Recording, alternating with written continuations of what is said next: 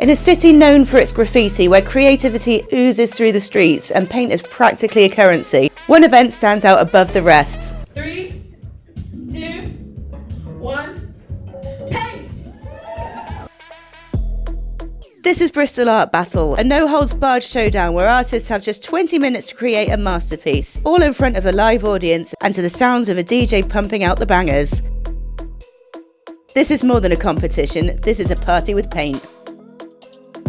I witnessed the chaos, I saw the passion, I inhaled an unsafe amount of paint fumes, and I thought to myself, hey, I can do that. I even walked away with not one, but 2 pieces of original art, because apparently I can't be trusted with a silent auction and a bidding sheet. So today I'm setting up my own 20-minute painting challenge. 3 paintings, 20 minutes each, no second chances, no erasers, and no crying. Well, maybe a bit of crying, because apparently fate has a dark sense of humour. I injured the finger on my painting hand and a kitchen-based mishap yesterday, so this should add a bit of an extra challenge. If you've had an accident in the last 3 years... Fuck off. Will I emerge victorious or will I create a paint-based abomination? There's only one way to find out.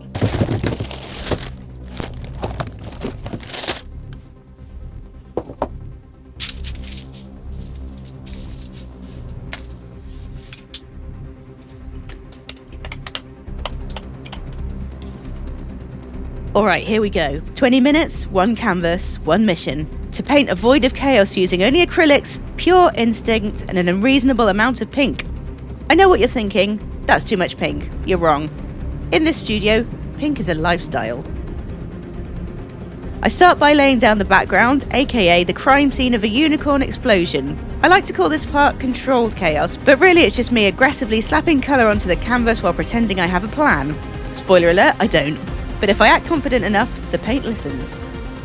I've got purples deep enough to hide your secrets, blues stolen straight from a rainy Blade Runner skyline, and pinks, hot unapologetic pinks, that say yes, I'm here and yes, I am fabulous. Now painting like this is a race against the clock and my own desire to hyper-focus on one tiny detail for 6 hours. That's the real boss battle here, not getting stuck in the eye of eternal fixing. It's a seductive place. 1 minute you're adjusting a highlight and next thing you know it's 4 AM and you've named the brushstroke Gerald. But not today. Today we move fast, we stay loose, we trust the chaos. And then bam! A face starts to show up. Where did it come from? Nobody knows. It wasn't in the plan, because there was no plan. But now it's here and it's judging me. Like, wow, you really went to that shade of blue. Yes I did. Now hush, Ghostface, I've got 12 minutes left. The fun part about painting abstract faces is, 1, they don't have to look human, 2, if something's wonky I just call it stylistic expression, and 3, if all else fails, add more pink. That's the golden rule here.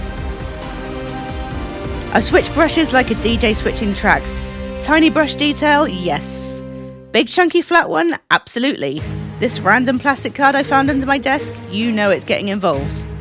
Because in this studio, everything is a paintbrush if you believe in yourself. Now here's the moment where I stare at the canvas like it just insulted my entire ancestry. Happens every time. This is the, oh no, did I just ruin it phase? But the trick is to just keep going. Make bold choices. Fake confidence. The face is alive now. Mysterious, bold, a little bit unhinged, but that's how I like it. It's got that I live in a neon alley and hack corporations for breakfast kind of energy. An abstract soul from a synth-drenched cityscape.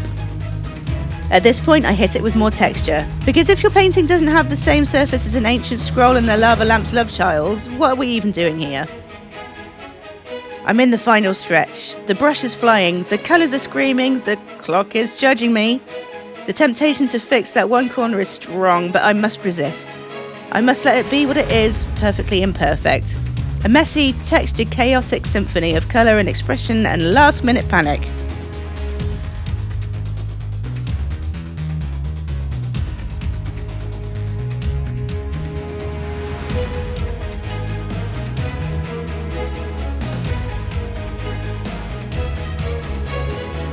I'm sweaty, I'm covered in paint, I've probably inhaled too many fumes, but we made art today. And hey, if a face can crawl out of this chaos looking that fierce, imagine what you could do with just a brush and some wild colours. And boom, done. 20 minutes, one cyberpunk abstract face emerging from a universe of glitchy colour and duct tape inspiration. Well, that was stressful. And then it was less stressful, and then it was stressful again. I actually used a little bit more texture than I'm used to using, like all of this kind of scratchiness and the tissues were not something that I would usually use in painting. I'm kind of happy with the way it came out. I think the eyes were a little bit wonky and maybe I'd spend a bit more time on the nose, but I had 20 minutes. My method was just get everything on where it needed to be as quickly as I possibly could, and then maybe add some more details and texturing just to give it a little bit more depth. What I wasn't expecting was for the paint to stay so wet for so long, because I'm used to not having to rush to do things. The paint's normally dry when I go to do different layers, but I just had to keep layering over and over the eyes just to get that blackness. But I mean, it worked in the end, so I'm happy. Anyway, on to the next one. Whilst I set up for my next painting, I just want to say that if you made it this far into the video, thank you. Seriously, it really means the world to me that you're here, watching, supporting, and just being part of this journey with me. I'd really appreciate a like and subscribe. If you'd like to support the channel even more, you can check out my merch. I'm wearing one of my hoodies here. I've put a lot of love into designing it, and I think you'll really like it. You can also join my Patreon if you want to go that extra mile. It helps me keep creating and sharing more of what I love. And of course, everything, including updates, links, and other cool stuff, is over on my website, www.candymachinestudios.com. So feel free to check it out whenever. Thanks again for being here. You're amazing.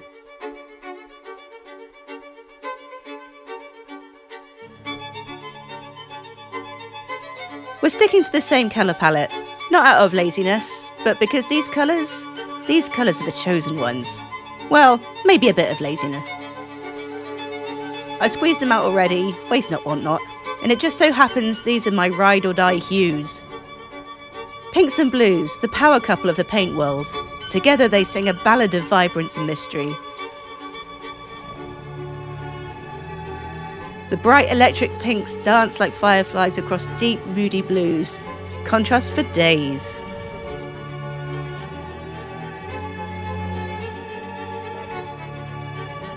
This time I'm painting a magical landscape. Picture it, a witch's hut hidden deep within the woods, bathed in twilight, glowing under the soft gaze of a moon that's seen some weird things, some spell things.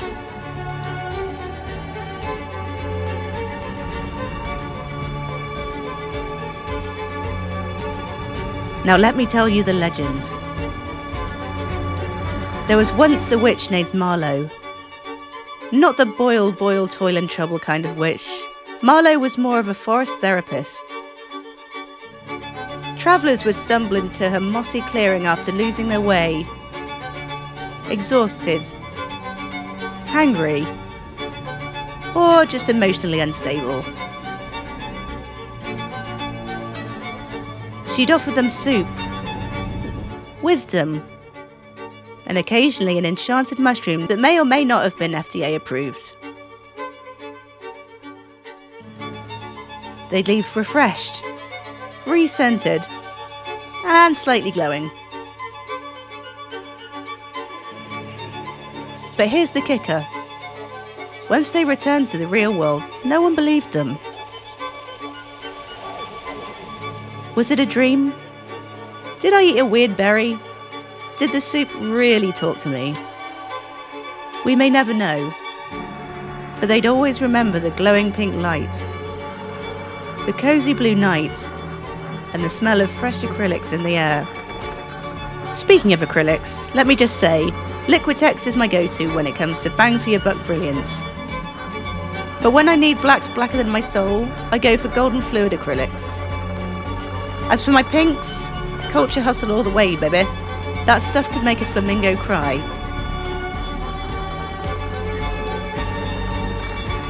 And just like that, 20 minutes vanish like a ghost in a foggy mirror. I must now lay down my brush, not because I'm finished, but because the painting gods have whispered to me, "Time's up, nerd." A witchy woodland dreamscape, painted in a storm of pinks and blues, mystery and moonlight. Maybe you'll find Marlowe's hut one day. Maybe you already did, and just can't remember.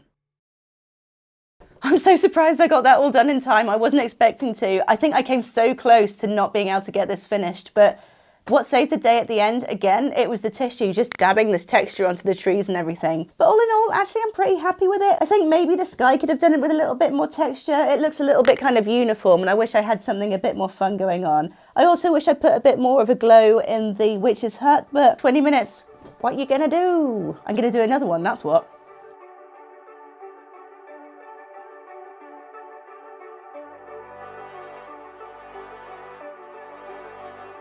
I've painted and drawn a lot of skulls over the years, maybe more than I can count, and I think there's a reason I keep coming back to them. There's something about dark subject matter that I find oddly beautiful, comforting even. It's the kind of beauty that isn't loud or flashy, but quietly emotional. Something about the rawness of a human skull, the body completely stripped back, exposed. It reminds me of how fragile we all are, how real. And maybe that's what I've been chasing through these 20-minute paintings. Something real, a moment of honesty, of stillness. A space where I can just exist without pressure or judgment. Just a brush, some colour and time. Mental health is something I've had to learn to take seriously. It's not always easy. Some days are heavier than others. But through this process, committing to just 20 minutes of creativity a day, I've learnt something really important. How powerful a short, intentional pause can be. When the world feels chaotic, overwhelming, or just plain grey, giving yourself a small pocket of time to create something, anything, can bring clarity. It can bring peace. It's amazing what can happen in 20 minutes. You start with nothing, just some blank paper, some shapes, a few colours that don't look like much, but you keep going, you stay present, and slowly something starts to emerge. Lines come together, colour finds form, you begin to see beauty take shape where just moments ago there was nothing. And isn't that a bit like life? Things might feel like a mess right now. You might be stuck in a season where everything feels disconnected, uncertain, or painful, but give it time. In 20 minutes, 20 days, or 20 weeks, everything can look completely different. That's the lesson this series has taught me, that change doesn't always have to come through massive effort or monumental decisions. Sometimes all it takes is showing up for yourself. Just a little bit, every day. Create something. Let yourself feel. Let yourself just be. And if you're struggling today, I want you to know you're not alone. Life doesn't have to look perfect. Your canvas doesn't have to be tidy or polished. It's okay if your lines wobble. It's okay if your colours bleed. Those little imperfections, they're what make your story yours. They're what makes you you. So pick up your brush, or your pen, or your camera, or whatever helps you tap inside that place that makes you just want to create. Give yourself 20 minutes. No pressure, no rules, just time. Watch what happens. You might surprise yourself.